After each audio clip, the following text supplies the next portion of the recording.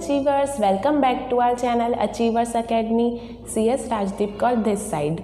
My dear students, इस video में हम बात करने वाले हैं क्लास 9th महाराष्ट्र बोर्ड के चैप्टर 1 सेट्स के बेसिक कॉन्सेप्ट्स के पार्ट 3 के बारे में, जिसमें हमने टाइप्स ऑफ सेट्स को कवर किया है।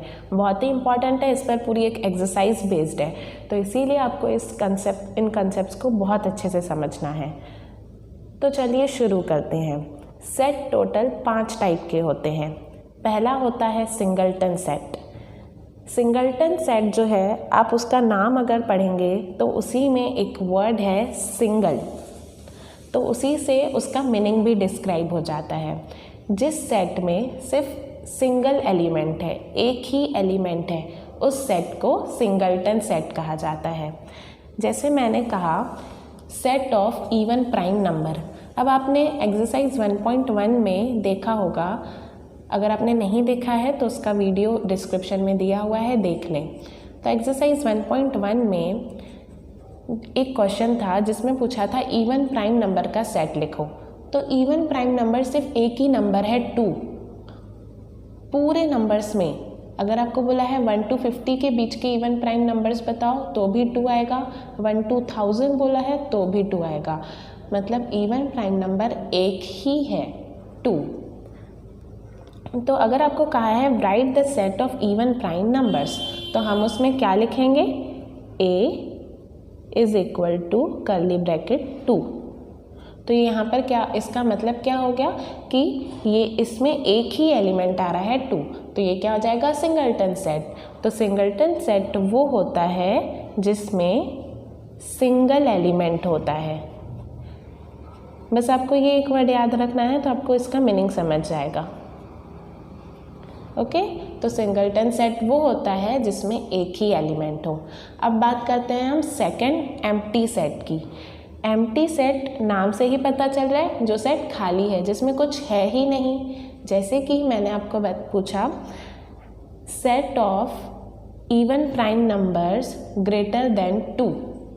तो अब इवन प्राइम नंबर तो सिर्फ 2 होता है, और मैंने आपको पूछा कि 2 से बड़ा इवन प्राइम नंबर बताओ, तब वो तो है ही नहीं, तो हम सेट में क्या लिखेंगे? मतलब कुछ नहीं लिखेंगे, तो वो क्या होगा? Empty set. तो हम उसको ऐसे लिखेंगे a is equal to curly bracket, और अंदर कुछ भी नहीं लिखेंगे, वो खाली रहेगा। इसको लिखने का एक और तरीका है, एक सर्कल बना के लाइन ड्रॉ करनी है। इसे फाई कहा जाता है, फाई। ये आपको याद रखना है, इस सिंबल को क्या कहा जाता है? फाई। अब एम्प्टी सेट जो है, इसका एक और नाम है नल सेट। और नल का मतलब क्या होता है? खाली, एम्प्टी। सेम मीनिंग है लेकिन 2 नाम है, तो आपको याद रखना है। ओके, अब अच्छा, एक और बात ध्यान रखनी है, अगर सेट में 0 आ रहा है, 0 कब आएगा? जैसे आपसे पूछा होल नंबर्स जो 1 से छोटे हैं उनका सेट बताओ, तो 1 से छोटा होल नंबर 0 है, तो 0 आ रहा है ना, उसमें एक एलिमेंट आ रहा है, तो वो एम्प्टी नहीं कहलाएगा। ओके, तो 0 अगर है तो वो भी एलिमेंट माना जाता है। अब इक्वल सेट्स क्या होते हैं, ये हम लास्ट में डिस्कस करेंगे। पहले हम फाइनाइट सेट और इनफाइनाइट सेट पे डिस्कस करते हैं। फाइनाइट सेट के लिए आपको नाम क्या याद रखना है? लिमिटेड और काउंटेबल एंड काउंटेबल। तो ऐसा सेट जिसमें जो एलिमेंट्स हैं वो लिमिटेड हैं, एक लिमिट है उनकी, और जो काउंटेबल हैं, हम उनको गिन सकते हैं, ऐसे एलिमेंट्स अगर हैं तो वो सेट फाइनाइट सेट कहा जाएगा। जैसे मैंने कहा नेचुरल नंबर फ्रॉम 1 to 10, तो हमें पता है 1 to 10 हम नंबर्स गिन सकते हैं, लिमिटेड हैं, तो यहाँ पर वो सेट हो जाएगा फाइनाइट सेट। अब मैंने नेचुरल नंबर फ्रॉम 1 to 10 ये वर्ड नहीं कहा, मैंने कहा नेचुरल नंबर। तो नेचुरल नंबर तो कितने सारे होते हैं, हम काउंट ही नहीं कर सकते हैं, इतने सारे, कोई लिमिट ही नहीं है, तो वो क्या हो जाएगा? Infinite set. तो इनफाइनाइट सेट में क्या, इनफाइनाइट सेट कौन सा होता है? जिसमें एलिमेंट्स अनलिमिटेड होते हैं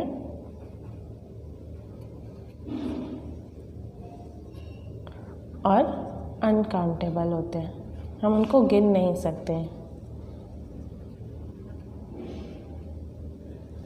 इनफाइनाइट सेट क्या है? अनलिमिटेड और अनकाउंटेबल।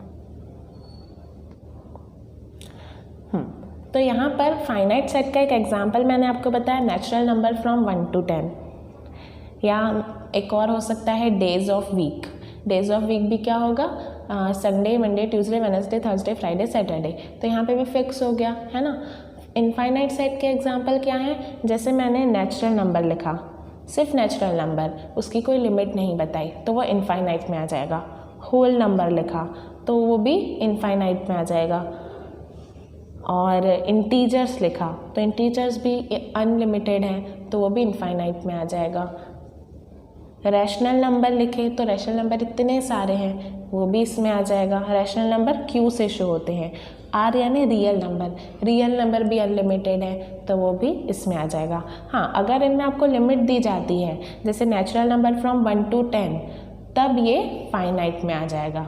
ओके, तो ये सारे थे टाइप्स ऑफ सेट, जिसमें हमारा इक्वल सेट बाकी है। अब उसको डिस्कस कर लेते हैं।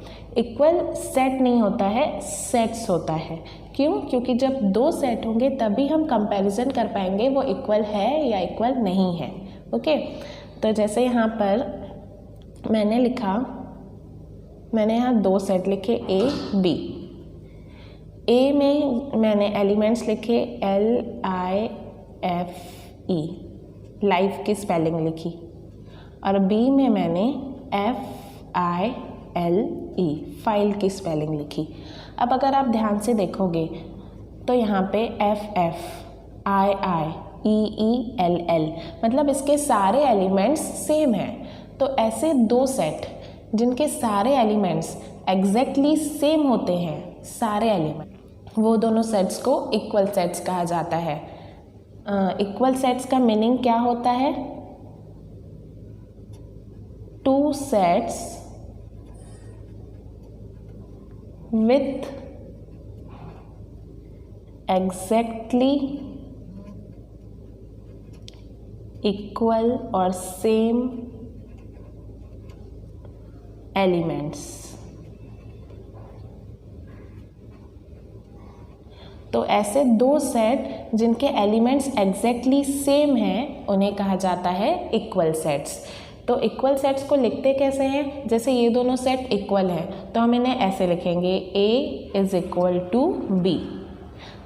ओके, अब यहाँ पर अगर मैं A में LIFE है और उसमें मैं A भी जोड़ दूँ, और यहाँ पर B में मैं कोई चेंज ना करूँ, FILE ही रहने दूँ, तो अब यहाँ पे क्या हो रहा है? इसमें एक A एक्स्ट्रा आ गया, मतलब ये अब एग्जैक्टली सेम नहीं रहा। तो मतलब ये दोनों सेट इक्वल होंगे क्या? नहीं। तब कैसा लिखा जाता है? A is not equal to B। तो आई होप आपको सारे सेट्स का मीनिंग समझ गया होगा। अगर आपको नहीं समझा है तो वीडियो को पीछे करके एक बार फिर से सारे सेट्स समझ लें। ये बहुत इंपॉर्टेंट है, इस पर पूरी एक्सरसाइज बेस्ड है।